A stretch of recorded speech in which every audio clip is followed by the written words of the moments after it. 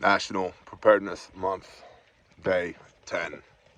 A lot of people talk about situational awareness, how to have situational awareness. And usually that dovetails into kind of that subsector of preparedness revolving around like gray man stuff and stuff like that. Usually is catering towards an audience that lives in a high population density area, because situational awareness is, how to not get mugged when the balloon goes up in New York City, Chicago, LA, Dallas, Miami, right? Blah, blah, blah, blah, blah. Let's talk about attention to detail, because your situational awareness doesn't matter unless you have the ability to pay attention. I read, to my detriment some days, I read every comment on every video within probably the first 24 hours of that video being posted. The go bag video. Man, a lot of y'all just aren't paying attention. Well, you don't have any food in that bag? It's a go bag. It's a go-to work bag. It's part of a larger system. But this is the thing, if I have to go to work right now. What do you mean work? I mean when assholes are raping children and we need to remove those children from that situation right now, I need to be able to grab a bag and go. And some of those assholes are really well coordinated and well trained, and therefore there's a modicum of respect that has to be given to their operational capabilities, even if they're assholes. It's not a bug out bag. I said that 3 times in that video. It's not a bug out bag. In fact, I said at the end of the video, you would be probably contextually, this concept would serve better as a get home bag for y'all rather than a bug out bag. Somebody said 5 days worth of clothes for a bug out bag? No, that's not a bug out bag. Did you even read the title? It's a I have to go to work bag, and I've had 24-hour ops turn into 10-day ops pretty quick. So, the ability to pay attention to detail, and also to have a frame of reference for what's normal, so that you can determine what is abnormal, right? And that comes from immersion in your operating environment. Whether your operating environment's this, right? Yes, it is, by the way, time to move the sheep. See what sheep do? They do this, which is awesome. And see over there where it's green? That's where they're headed next, right? Whether your operating environment is this or New York City, you have to know what normal and abnormal is so that you have some benchmarks to judge against. So there's some historical data there to make informed decisions with, not just,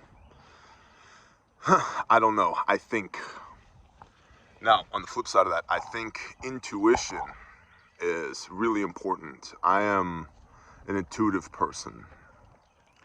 And the best way I heard intuition explained was that intuition is when your brain knows something that your mouth can't explain yet. You just know it to be true.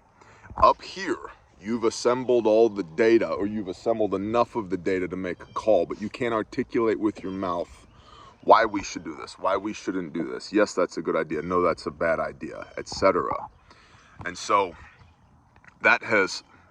having that working definition of intuition has allowed me to identify that the issue there with being intuitive is not the gut feels, right? It's not the intuition that's the problem. It's the lack of the ability to explain.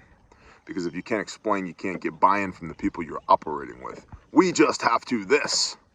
Well, that's not intuition anymore. That's an ultimatum. And ultimatums, when you draw a line in the sand, if the other people in your crew don't step over it with you, are they really in your crew? Gotta police your water hose.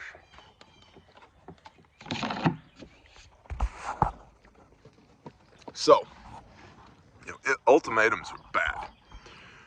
If you have to govern through the use of ultimatums, or if you have to exert your influence through the use of ultimatums, sooner or later, people are not going to want to play in your sandbox anymore. And so being intuitive, you have to be careful not to create ultimatums, because you know with your brain, you know this thing is so, but you haven't figured out how to articulate it with your mouth yet. So there's a little nugget for all my intuitive people out there. But pay attention. Paying attention is really important. Situational awareness, yes, that's important, but if you're not paying attention to the situation, it doesn't matter how aware you are. You can have 360-degree observation, right? Listening post and observation post. You can have all of that stuff. Oh, I know where the exits are in every building. Good for you. Me too. But if you're not paying attention, none of that matters. You can have the best observation post in the world put together, right? If there's nobody in it functioning as sensors, nobody's paying attention, does it matter? Right? Like if you go climb up in a deer stand, right? And you're going hunting, bro. And you fall asleep, you're not paying attention, and a 10-point buck walks by.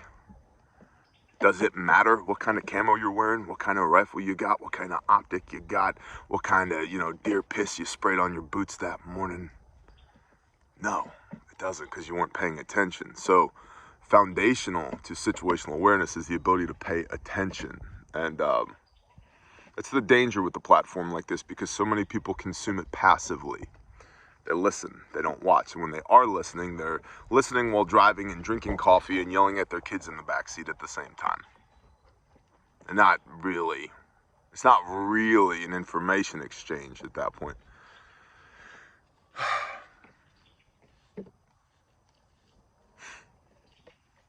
National Preparedness Month. Prepping is more than buying shit and putting it on the shelf. Prepping is more than a hobby. It's a way of life for us. We live this way. I've done the math. The logical conclusion was, too many people is a bad thing. Not enough people is a bad thing. Not enough food is a bad thing. So, we live out here, people we love, with food on the hoof, and we do the things. And as I've said before, the window of opportunity to buy your way out of this problem is closing. Which means if you're still in hobby mode, preparedness level equals hobby, you should probably up your game or figure out how you're going to plug into this beast system. Go play for the other team, because the system, this American empire system, whether we want it to or not, is failing. You don't want to fail with it. And you're either going to have to hitch your wagon even harder to the failing system, or build your own system. Resilience. That's what we're trying to do out here. And that lack of attention to detail could get you killed at some point. I would submit that as the system continues to collapse, the stakes, the odds of not playing in the system are going to become more and more costly. And your inability to be situationally aware and pay attention could cost you your life. And I don't want that for you. Ote? Ote, Bear Nation. Hey, I love you guys and girls. You have a blessed day, all right? Shaloha.